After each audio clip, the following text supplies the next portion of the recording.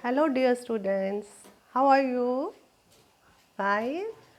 Okay, in our first presentation, we had started our first chapter in SST, parallels and meridians, and we had learnt about what are parallels. So today we will continue our chapter with the meridians. If you want to recapitulate the chapter what we have done, I am going to revise it. Parallels are the imaginary boundary lines of imaginary circles that run around the earth's surface. Parallels are 180 degree in number, and parallels run from east to west direction. These parallels, as we move away from equator, the length of these parallels become smaller and these parallels never meet. Today we will start from the meridians. So first we should know what the meridians are. Meridians of longitude are the lines of imaginary semicircles that run around the earth's surface. There are total 360-degree meridians, and meridians they run in the north-south direction. There are 360-degree meridians, and meridians they run from north pole to south pole. Meridians, all meridians are of the same length. Meridian passing through Greenwich near England, that is marked as 0 degree, is called the prime meridian. As the longest parallel equator divides the earth into two hemispheres. Do you remember which two hemispheres? Northern hemisphere and southern hemisphere. In the same way, prime meridian that passes from the center and is marked as 0 degree, it divides the earth into two equal hemispheres, that is eastern hemisphere and western hemisphere. Here I have drawn diagram also of meridians of longitude. This meridian which is marked as 0 degree is prime meridian. It divides the earth into two equal hemispheres. The places to the east side we have east side we have eastern hemisphere, and west side we have western hemisphere. These meridians total are 360 degree, 180 degree in eastern hemisphere and 180 degree in western hemisphere. Now how these meridians are helpful to us? These meridians they tell us about time. Meridians are helpful in telling us the time. There is a time difference between places on different meridians. Many different places they have different time.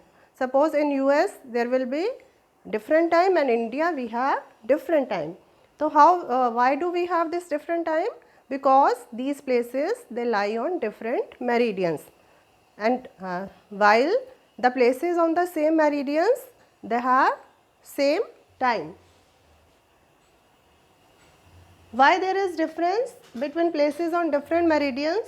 Because they have sunrise and sunset at different times. The places where sun rises earlier will be ahead in time than the places where the sun rises later. For any given place, suppose any place is given and the places which are on its east will be ahead of its time because the sun rises earlier there, and the time in places to its west will be behind time. So this is all about meridians. Now, the last topic in our chapter is finding the place. So, now we will try to know how location of any place is find it. Finding the location of a place. To find the location of a place, we need to know the number of parallels and meridians that lie closest to it.